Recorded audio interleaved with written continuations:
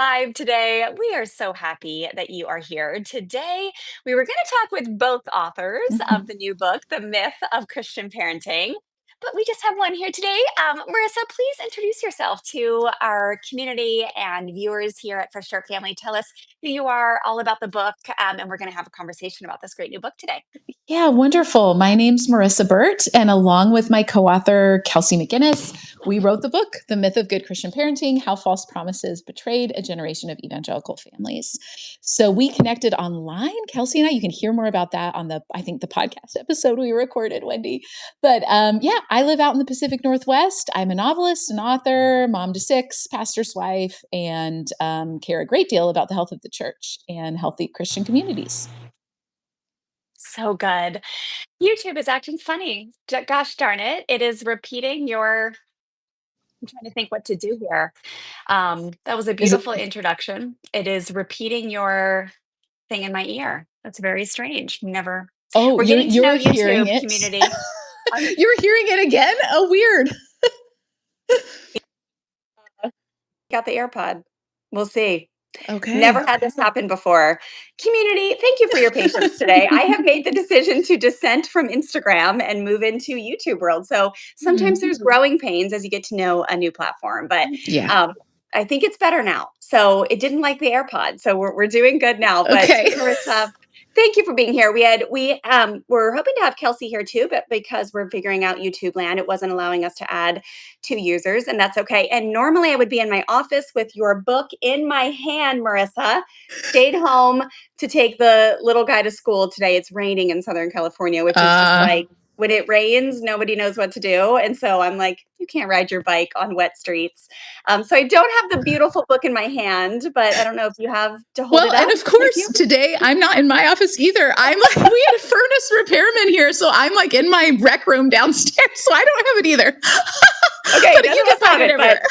I do have my favorite Fresh Start Family mug. Okay. Jesus didn't whoop kids. That's one of my favorite ones. Oh I my feel goodness, like, I've not seen that. That's amazing. yeah, my Amazing. husband made it for me. I give it to some of our students.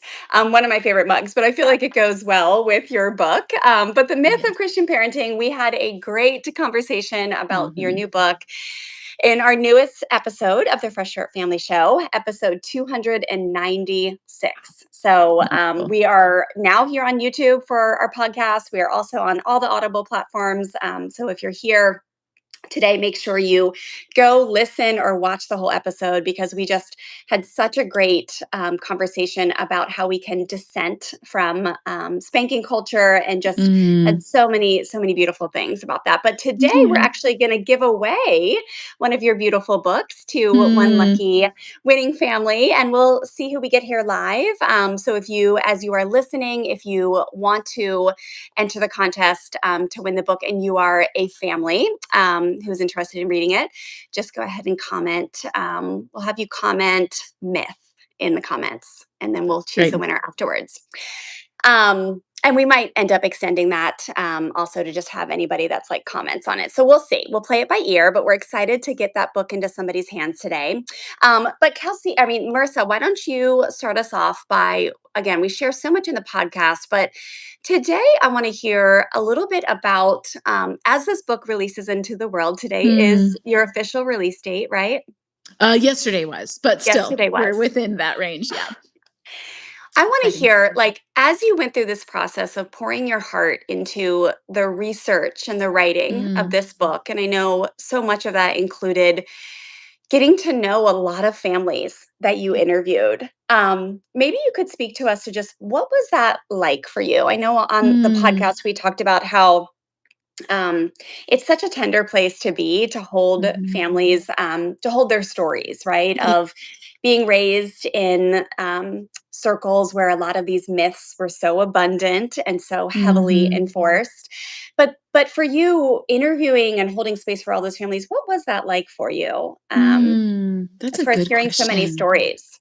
Yeah, I mean, I still, whenever I reflect back, it was such a privilege to Mm. hear people's stories. Like, it is not something we take lightly because even the little snippets people were sharing, I mean, these were really tender places. These were really vulnerable moments. They were describing childhood is so vulnerable. Anyway, parenting is so vulnerable. So parents really opening up about their sense of grief and loss and failure, the way they felt they had failed, things like Mm, painful estrangement and relational challenges, and then children sometimes talking about things that maybe they haven't thought of or spoken of in a long time.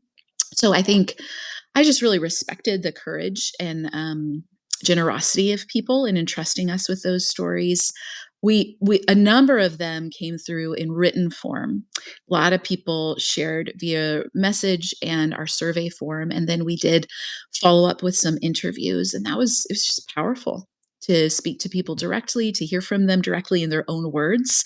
And we tried to sprinkle throughout the book representative excerpts of people in their own words that kind of represent responses we heard from a number of people. And in the third part of the book, we really wanted to give some space for longer excerpts because that is how, I mean, in novelist speak, it's you show not tell what's happening. You show through the power of story, and it really speaks to how this played out for families. It was beautiful and meaningful. And anytime, even just when people message me on Instagram to share, I just it feels sacred in some ways. You know, I'm sure you yeah. experience this in coaching people. Like this is sacred work, tender places.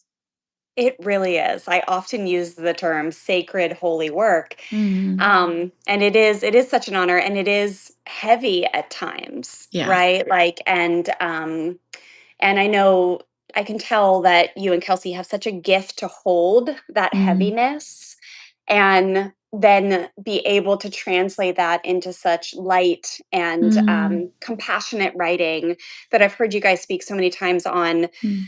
We really wanted this to meet people where they were and let them be seen in these stories and these discussions, and then also be able to find compassion for others and themselves. Yeah. And it seems like you guys, just the way you hold the space for the conversation, is really beautiful, and you do have such Mm. a gift of that. With these interviews, it's interesting because obviously it's like I think people come to the table of this discussion already having kind of an open heart and wanting to learn and realizing like Mhm. something is off here with like Yeah. A, B, C, D, and E. On our particular Mhm. podcast, we talked specifically about the discipline Yeah. category of good Christian parenting. And that Mhm. is just such a huge part of our work, obviously, here at For Sure Family. But did you have, I don't know how you set up your interviews and the people you worked with to really do your research, but did you have anyone that you, talked to and they were like, "Oh, I'm fine"? We hear this a lot of, like, people who are Yeah. still maybe entrenched in the high control circles or, in the circles where this is still the norm, the good Christian parenting Mhm. myths that you talk about, and they will often say, "I grew up with all that and I'm fine." And, Mhm. did you have anybody, or did you particularly reach out for just the people you knew that were like, "Hey, we wanna change this. We wanna pass down something different in our legacy to our Right. kids?" Yeah, that's a good question. Um, in our survey process, it is an informal qualitative survey. So we just issued an open invitation.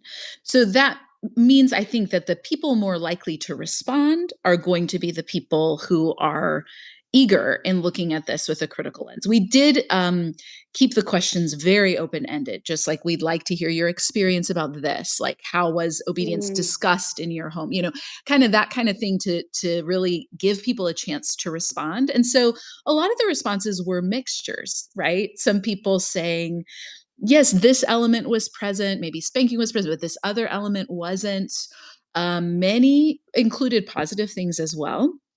mm. I hear more people saying that kind of like, I was fine or it was good in DMs and things like that. Sometimes people will Ah, reach out yes. and kind of then in the survey. I think for someone to take the time to fill out the survey, they're typically wanting to share something or resonating with the top, you know, the topics we were already kind of discussing on our different social media platforms. But I do hear from some of those people, and we note this in the book. There are some people who this isn't a source of trauma. This wasn't significant in that way. They would not mark it as that. And I think it's important to say that that's valid too. There are some people that their parents mitigated this in different ways. Mm, Perhaps their parents had the wisdom and discernment to selectively apply some of this, or different temperaments. They don't perceive it in the same way. So I think it's fair to say, after reading all the resources and hearing from people where families applied this consistently, I've never, I've not yet come across someone who said my family applied this consistently and we all were unscathed, right, right? Like, right, right. so I do think a lot of it is how everyone experienced this, and depends a good deal on what parents were doing and what other resources were available in the community as well to help either mitigate or exacerbate some of these things. Yeah, it's so true. Um, but I do think it's so interesting how you guys speak so beautifully to seems like so much of the research and the results that you found was a lot of estrangement or broken relationships later in life, or Yeah. even kind of inauthentic relationships, right? Mhm. Yeah. And I myself enjoyed kind of seeing the similarity of what Mhm. that results with people in their relationship with God, right? So it's like the Yeah. relationship with the parents often is teed up as you are almost acting as God with your kids. And Mhm. so there's this confusion that happens. And I see in my daily practice with my coaching just how much that affects people later in life who have a really hard time in their relationship with God and Yeah. coming out of that like punishing, I'm waiting for you to mess up. Just a lot of original sin Yeah. hardship that people really struggle with inner like their worth and feeling like they are Mhm. worthy of attention and love and just really that myth of you are broken and Yeah. deserving of the worst. It's just so impactful on specifically the Mhm. people that I support. So Yeah. yeah, that section was particularly I think, moving for me just to see that parents Mhm. really your I think your book is really gonna help people see that they just can do it differently, and there's really no lens of shame or you're doing it wrong or you did it wrong or your parents did it wrong. Yeah. It's just, "Hey, let's have this discussion. Yeah. Here's some of the research. Here's some of the points that you wanna consider." Yeah, yeah, and there's tremendous freedom for Christian families. We say that over and over again, and I think a piece of why this conversation, maybe sometimes people have a knee jerk, "It was fine, it was good, I love my parents" response, is Yeah, because of what you're saying there. The stakes were so high, the pressure was so on, that to even admit that mistakes were made or something painful happened is a scary thing. So I think a lot of times, people will respond with some of those things because to examine it critically, maybe means reflecting back critically on parents they love. And exactly. and in communities that say it's so important to get this right, there are unsettling implications of that. It really does lead to a kind of deconstruction, which for many people that's very unmooring and frightening.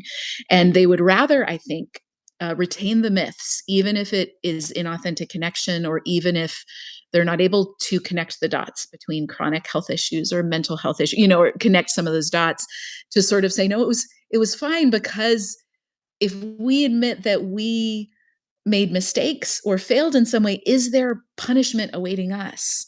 Rather Yeah. than this message of grace that, like, yes, we do make mistakes, but the what happens next isn't swift punishment for your failure to obey, for parents or child alike. There's an invitation into grace there. Oh, it's so good, Yeah. which is our entire discussion, right? I mean, I think Yeah. what you're talking about there is when you have the courage to step in and learn a different way and do it differently from Mhm. the beginning, you get to teach your kids from day one. Yeah. Mistakes are just opportunities to learn. Yeah. They don't mean that you are deserving of harm and hurt Right. and shame and fear and force. It just means that you make mistakes, right? We all fall short of the Yeah. glory of God. We're all going to make mistakes. Yeah. And creating those safe environments, like you've done through this book, to Mhm. examine, like, what do we actually want to pass down to our kids? How Mhm. do we want to operate moving forward? Like, Yeah. you can't change the past, and Right. we can have grace and compassion and decide how we want to do things differently tomorrow. Yeah.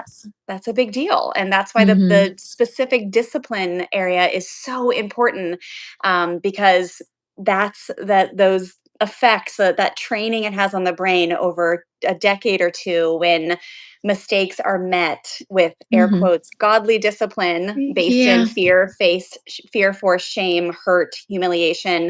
It Mhm. just really creates that thought of, like, I can't challenge authority. If Can't. I make a mistake, there is danger. Like, the nervous Yeah. system is just fried by the time, Yeah. um, which I think explains a lot of why people become submissive to other things. Mhm. So, but this is all the kind Yeah. of stuff we riff on in this episode, you guys. But Yeah, today, yeah. I just wanted to pop in here on Instagram and congratulate, and just do big balloons and horns to Thank say you. congratulations. Thank you. Congratulations. Yeah. And I Thank think what we'll you. do is, we will just keep this chat open for maybe a few days, and we'll just keep Okay. driving people here, or the podcast, and they can leave a Yeah, comment to enter to win the book, and then maybe we'll give away, the book at the end of the week. So if you that are sounds here, great. make sure you comment, or if you're watching the replay, make sure you comment that you'd love to be considered or entered into the giveaway, and then we'll give away that book. But everyone listening, make sure you go, listen to this newest episode. We'll make sure the link is down below, but Fresh Start Family Show, you can just Google it and the latest episode will pop up. But it's episode 296 of the Fresh Start Family Show. And tell everyone where they can get the book, Marissa. Yes, you should be able to get it wherever books are sold. It's available print, ebook, and Audible if you like audio. I got to read that, so it's fun. We can kind of feel like we're reading it together. And you can find Kelsey and I across social media as well. We'd love to And connect yeah, with you. so the Audible, you mean you both read at certain Um, parts? don't do one. So I narrated it Okay. for this book, which was kind of like childhood dream unlocked. But it's very, I love reading out loud. It was a lot of Okay, fun. But yeah, amazing. Awesome. Okay, you guys. Well, go get this book. We'll make sure we put links everywhere. Listen to the podcast, and just go support Marissa and Kelsey's work with all your heart. Share it with your friends and family. This is such a wonderful, that'd be great. compassionate, open-hearted Mm. book that's just going to create a lot of healthy discussions. So, thank you, Marissa. Have a That's our great hope. launch week, or Thank congratulations. you. Thanks Okay, so much, Wendy. Appreciate you. bye. Bye bye. Justin Moore, are you still here with me? Thanks so much for your work. It's life changing. Are there any good science evidence based books you would recommend to new parents looking to start on the right foot? My new book is going to be perfect for that. Comes out in May 2026, but it's not out yet. I wish I had a pre order page for you, but I don't.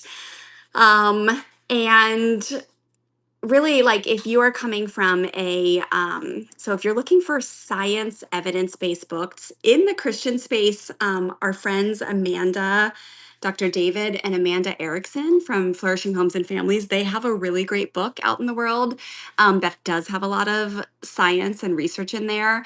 Kelsey and Marissa's book has so much great science in there if you're looking for that Christian angle.